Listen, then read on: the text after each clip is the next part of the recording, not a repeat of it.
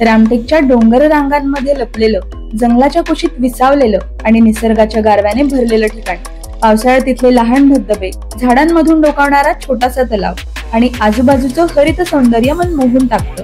थोडं रहस्यमय, दाट जंगलात वसलेलं, आजूबाजूला पसरलेली अप्रतिम हिरवळ आणि सगळ्यात महत्वाचं म्हणजे तब्बल 1200 वर्ष जुनं पुरातन ठिकाण म्हणजेच करपूर बावडी. रामटेकच्या छोट्या छोट्या रस्त्यांनी पुढे जाताना दिसणारं हिरवगार जंगल, उंच सखल डोंगर आणि मन मोहून टाकणारं नैसर्गिक सौंदर्य आपल्याला एका वेगळ्याच जगात घेऊन जातात. आणि याच मुख्य रस्त्यावरून आपल्याला जंगलात आत अर्धा किलोमीटर पायी चालत जावं लागतं. आणि म्हणूनच आम्ही आमची गाडी इथेच पार्क करून निघालो करपूर बावडीच्या दिशेने. तर मित्रांनो, बाहेर आम्ही जिथे गाडी पार्क केली त्याच्या एक्झॅक्टली अपोजिट तुम्हाला एक येलो स्टँड दिसलं असेल आणि तिथून अर्धा किलोमीटर पायी चालत जायचं आहे आपल्याला. तर जंगलाच्या या रस्त्यावरून चालताना मनात एक हलकीशी भीती जाणवते. चारही बाजूला पसरलेली शांतता इतकी गडद असते की आपल्या पावलांचा आवाज सुद्धा स्पष्ट ऐकू येतो. पक्ष्यांचा किलबिलाट या भीतीला थोडं सौंदर्य देतो, पण तरीही आजूबाजूला दडलेलं रहस्य सतत जाणवत राहतं. अर्धा किलोमीटरचा हा पायी प्रवास म्हणजे फक्त एक चाल नाही, तर निसर्गाशी, इतिहासाशी आणि त्या गूढ वातावरणाशी जोडलेला एक अनोखा अनुभव आहे.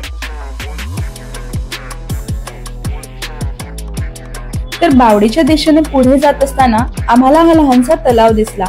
हा तलाव पाहताना आपणाला असं जाणवतं की जणू निसर्गाने प्रवासात एक छोटं थांबायचं ठिकाण दिलं आहे. करपूर बावडीच्या मार्गातला हा तलाव प्रवास अधिक रमणीय आणि जिवंत करून टाकतो.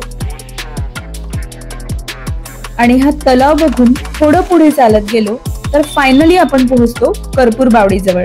आणि करपूर बावडी येथे पोहोचल्यावर सगळ्यात आधी नजरेस पडते ती श्री हनुमंतांची ही सुंदर अशी मूर्ती. नमस्कार मित्रांनो, मी अमृता तुम्हा सगळ्यांचे पुन्हा एकदा स्वागत करते माझ्या YouTube channel flawed yet fun travels मध्ये. तर मागच्या व्हिडिओमध्ये मी तुम्हाला रामटेक गड मंदिराबद्दल माहिती सांगितली होती आणि या व्हिडिओमध्ये मी कव्हर करणार आहे रामटेक गड मंदिराच्या आजूबाजूला असणाऱ्या महत्त्वाच्या पर्यटक स्थळांबद्दल. आणि आता ज्या ठिकाणी मी आलेली आहे, जसं की तुम्ही माझ्या मागे बघू शकता, तर या ठिकाणाला करपूर बावडी असं म्हणतात.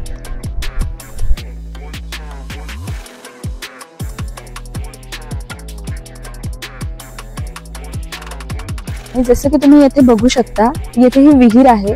तर करपूर बावडी हे नाव का बरं पडलं, या मागचं कारण असं की करपूर म्हणजे असं लोककथा होती की ही जी विहीर आहे त्या विहिरीतील पाण्याचा जो सुवास आहे तो कापुरासारखा येत असे आणि बावडी म्हणजे पाण्याची टाकी, म्हणून या ठिकाणाला करपूर बावडी असं नाव पडलं.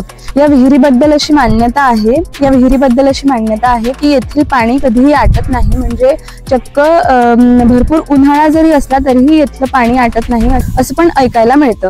तर करपूर बावडी ही नागपूर जिल्ह्यातील रामटेक येथे असलेली सुमारे 1200 वर्ष जुनी ऐतिहासिक पायरी विहीर आहे.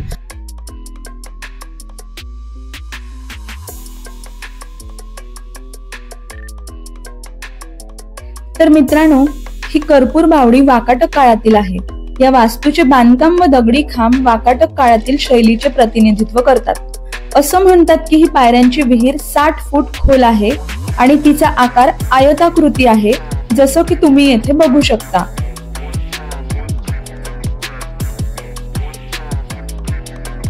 या बावडीतील मंदिरात एक शिवलिंग आहे जे भगवान शिवाचे प्रतीक मानले जाते आणि ते पायऱ्यांच्या विहिरीच्या वेळेस बांधले गेले असावे असे मानतात. त्याचप्रमाणे या करपूर बावडीमध्ये माता भैरवी, चामुंडा, इंगळज, रणचंडी, काली आणि कपूरता या 6 देवींचा सन्मान केला जातो. खरं तर खाली जाऊन शूट करण्याची रिस्क मी येथे घेतलेली नाही आहे, कारण ते थोडं डेंजरस वाटत होतं. त्यामुळे वरतून जितकं मला शूट करता आलं तेवढंच मी तुम्हाला इथे दाखवतेय. तर जसं की तुम्ही इथे माझ्या मागे बघू शकता, ही जी बावडी आहे इथे एक मंदिराचं स्ट्रक्चर तुम्हाला दिसतंय. इथे तुम्ही माझ्या मागे बघू शकता, इथे कुठल्याही प्रकारचं सिमेंट त्या काळात वापरलेलं नाहीये, तरीही एक प्रॉपर एक वास्तुशिल्पकला आपण इथे बघू शकतो आहे. खूप सुंदर असं स्ट्रक्चर इथे दिसत आहे. खूप बघण्यासारखी जागा आहे. परत एक गोष्ट,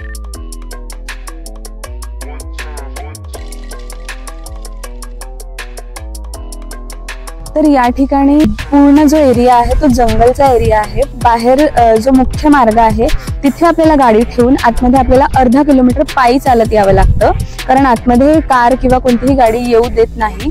त्यामुळे जे निसर्गरम्य लोक आहेत, ज्यांना निसर्गात फिरायला आवडतं, तर त्यांच्यासाठी हा एक खूप सुंदर असा ऑप्शन आहे। आजूबाजूला हिरवेगार डोंगर वगैरे तुम्हाला इथे बघायला भेटतात, तर तुम्ही एकदा इथे व्हिजिट नक्की देऊ शकता। तर ज्या लोकांना हिस्टॉरिकल प्लेसेस बघायला खूप आवडतात त्यांच्यासाठी हा एक बेस्ट ऑप्शन आहे व्हिजिटसाठी। पण जर तुम्ही इथे येण्याचं प्लॅन करत असाल तर इथे एक गोष्ट मी तुम्हाला सांगू इच्छिते की इथे येताना एकट्याने येण्याचं टाळा, ग्रुपमध्ये या, कारण जसं तुम्ही बघू शकता पूर्ण जंगलातला हा एरिया आहे, त्यामुळे सावधगिरी बाळगणं खूप महत्त्वाचं आहे। याचबरोबर माझा हा व्हिडिओ मी इथेच संपवते। कमेंट्समध्ये मला नक्की सांगा की तुम्हाला व्हिडिओ कसा वाटला, आवडला असेल तर जास्तीत जास्त लोकांपर्यंत शेअर करा। लवकरच भेटूया माझ्या नवीन व्हिडिओमध्ये, तोपर्यंत बाय बाय।